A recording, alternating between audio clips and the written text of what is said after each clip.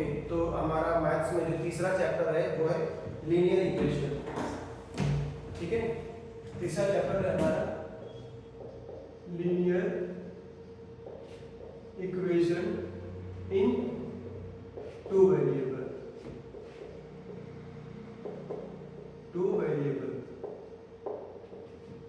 ये अलजेब्रा का दूसरा चैप्टर है जिसमें से हमारे पेपर में सीबीएसई में टोटल अलजेब्रा का ही दूसरा चैप्टर है जिसमें से हमारे एग्जाम में 6 नंबर का क्वेश्चन आने वाला है। ठीक है, तो इस चैप्टर में कुछ इंपॉर्टेंट क्वेश्चंस को हम लोग यहाँ पे देखेंगे। पहला क्वेश्चन है right the number of solution of the following pair of linear equation. ठीक है, एक हमारे पास पेयर ऑफ लीनियर इक्वेशन है। क्वेश्चन है हमारा पहला question 1,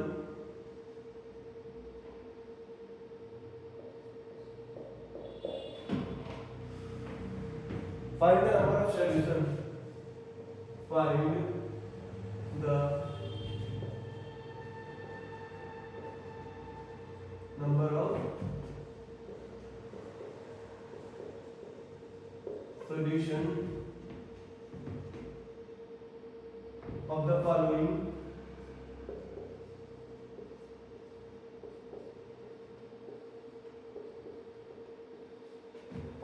pair of linear equation।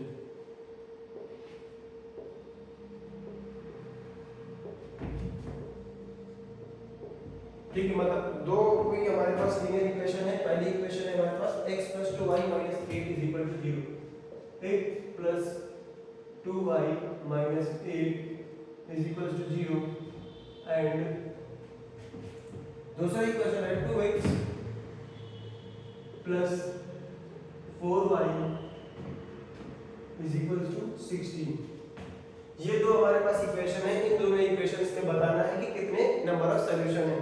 तो हमको एक ये चैप्टर में एक कॉन्सेप्ट दिया गया है condition of a solvability of linear equation. ठीक है, तो ये डिपेंड करता है कि a1/a2 अगर जो इक्वल है b1/b2 के और b1/b2 = c1/c2 के, तो इसका मतलब होता है कि दोनों में इनफाइनाइट मेनी सॉल्यूशन है।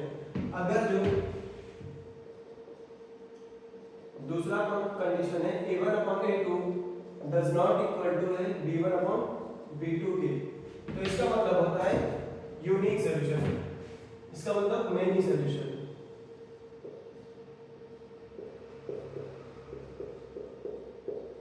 और इसका मतलब होता है यूनिक सॉल्यूशन।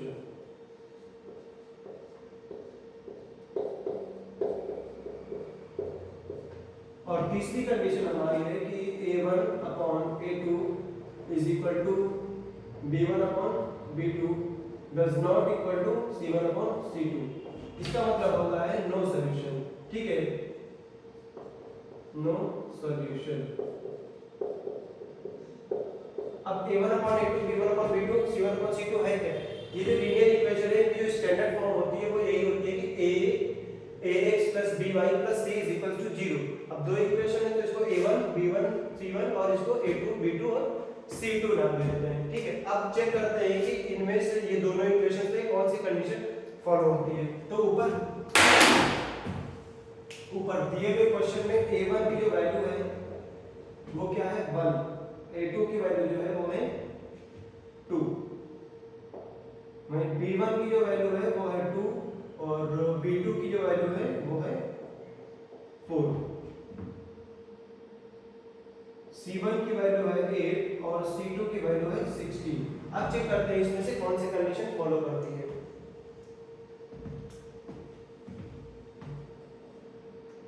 a1 या फिर वैल्यू डायरेक्ट लिख देते हैं 1/2 = 2/4 = 8/16। अभी फर्दर इसको आगे सॉल्व करते हैं तो ये आ जाता है 1/2 = 1/2 मतलब कि a1/a2 बराबर है b1/b2 के और b1/b2 बराबर है c1/c2 के। तो ऐसा कहां पे हो रहा था? पहले वाले नंबर पे, और जिसका मतलब था मेनी सॉल्यूशन। तो इस इक्वेशन या इस पेयर ऑफ लीनियर इक्वेशन में कितने सॉल्यूशन होंगे? Many solution. ठीक है, आगे लिख देंगे, यही लिख देते हैं hence the pair of linear equation x plus 2y minus 8 is equal to 0 and 2x plus 4y is equal to 16 has infinite many solution। ठीक है, ये पहला क्वेश्चन हो गया हमारा। दूसरा क्वेश्चन देखते हैं। दूसरा क्वेश्चन है find the value of k for which of the following pair of linear equation have infinite many solution. दो हमारे पास इक्वेशन है, ये लिख देते हैं दूसरा question. Question number 2, find the value of k, find the value of k if following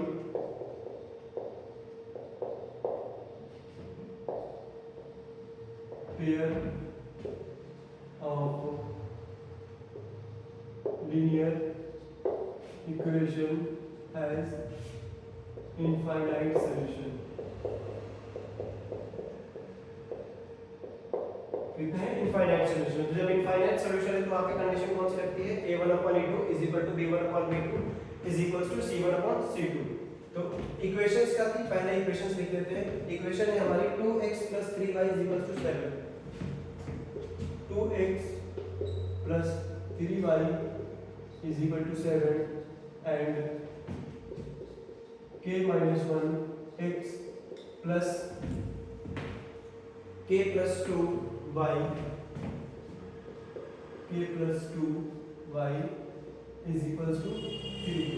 ये दो इक्वेशंस हैं हमारी। इन दोनों इक्वेशंस के बीच में कितने सॉल्यूशन है, इनफाइनाइट मेनी सॉल्यूशन। तो इनफाइनाइट मेनी सॉल्यूशन की जो कंडीशन होती है वो क्या होती है, a1/a2 is equal to b1/b2।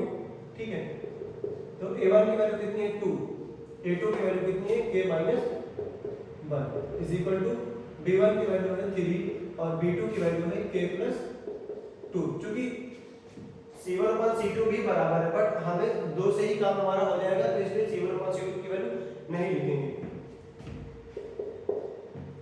इसको सिंपलीफाई करेंगे, 2k + 4 is equals to 3k - 3,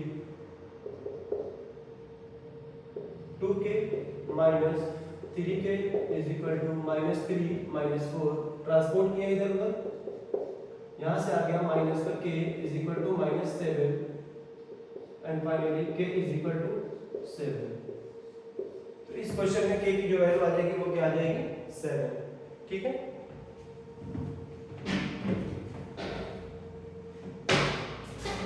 अब आगे के क्वेश्चन देखते हैं। इसको रख कर देना।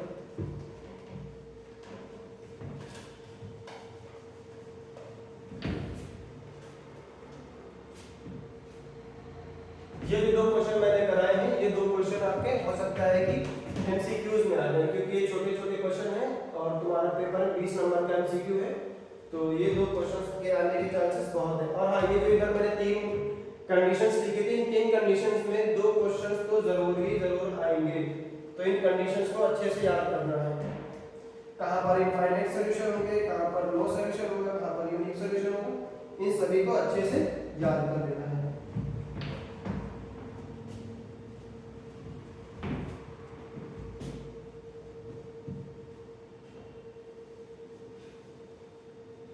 और एक कॉन्सेप्ट होता है इसी से जुड़ा, consistent and inconsistent.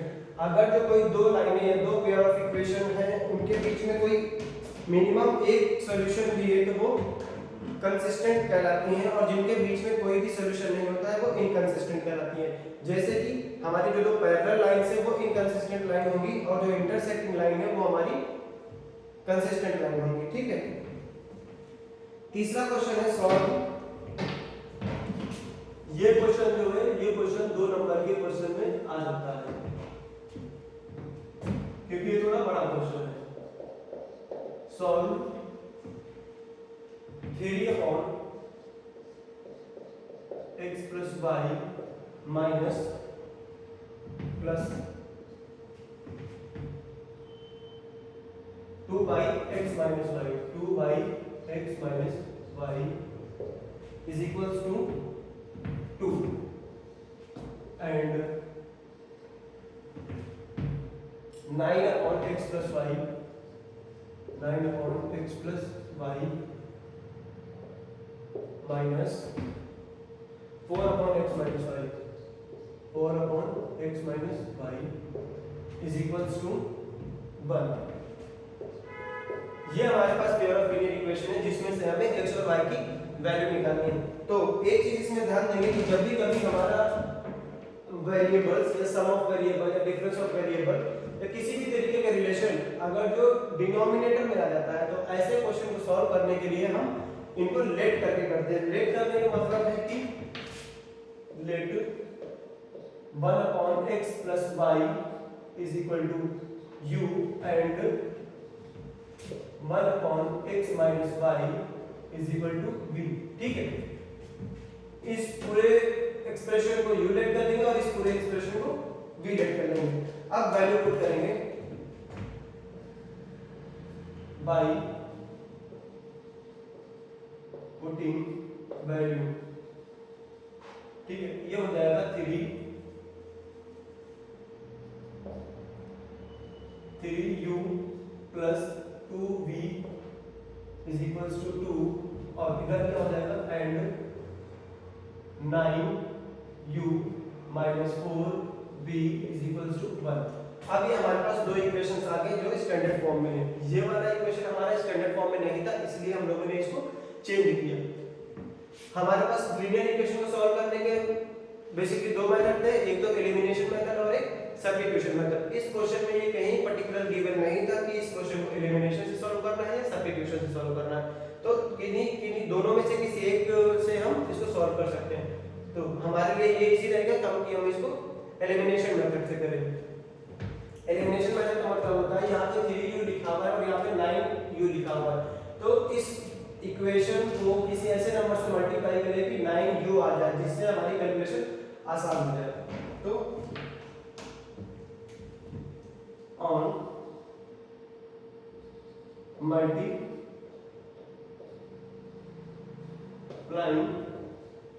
Bye 3 in equation 1, ये इक्वेशन हमारी 1 है और ये इक्वेशन हमारी 2 है।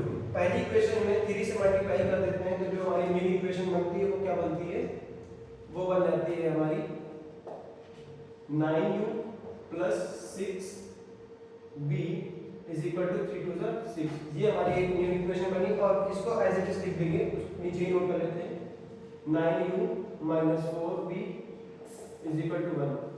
अब 9u दोनों सेम है तो क्या करेंगे, अगर जो पहली इक्वेशन से दूसरी इक्वेशन को सबट्रैक्ट कर दे तो बाय सबट्रैक्टिंग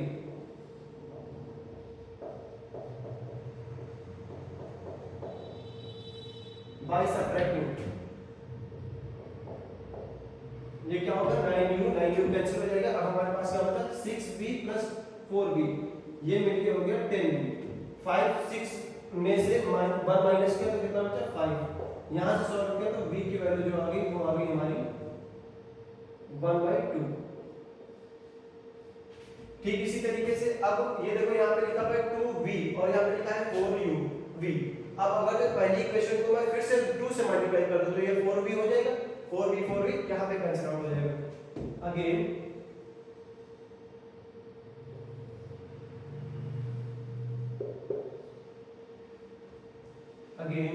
ऑन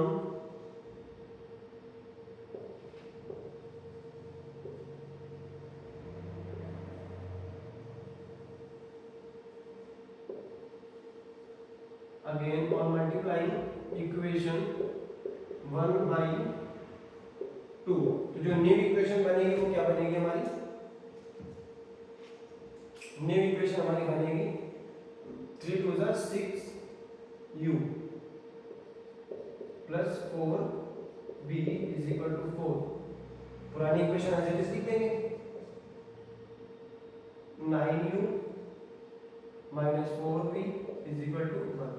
अब ये 4v minus 4v दोनों ऐड करने पे क्या होंगे, कट देंगे तो यहाँ पे लिख देंगे बाय एडिंग ऐड करने पे 6v प्लस 9v मिलके हो जाएगा ये 15v is equal to 4 plus 1 मिलके हो गया 5। तो यहाँ से v की जो वैल्यू आ गई वो आ गई 1/3।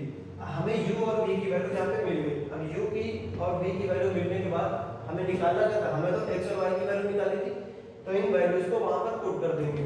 ठीक है, now by replacing values of u and v, u और v की वैल्यूज को रिप्लेस करेंगे तो पहला इक्वेशन हमारा बन जाएगा 1/x plus y is equal to u। u की वैल्यू कितनी आई है 1/, यहाँ पे u आ गई है actually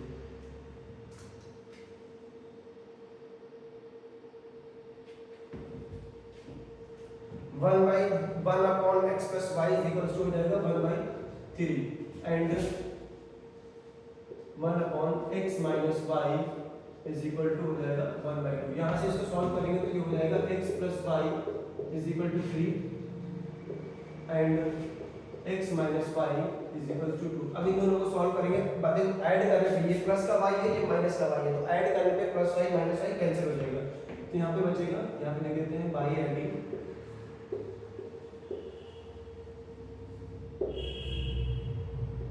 2x is equal to 5, x की वैल्यू यहाँ से आ गई 5/2। अब चाहे तो x की वैल्यू किसी में रिप्लेस कर दें इन दोनों में से, या फिर चाहे तो सबट्रैक्ट कर दो। सबट्रैक्ट कर देंगे तो क्या होगा, इससे ये कट जाएगा, y में कितना हो जाएगा 2y और 3 से 1 गए, 3 से 2 गया 1 बचा। सिमिलरली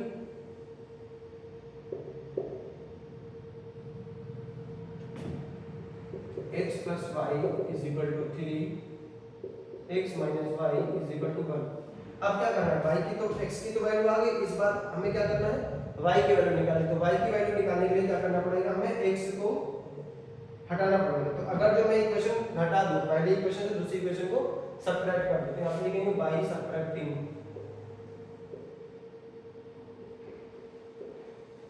x से x कट गया, क्या बचा प्लस y मिलके 2y इज इक्वल टू 2 में से नहीं, यहाँ पे था 2, 3 माइनस 2 मतलब 1, y इज इक्वल टू कितना आ गया 1/2।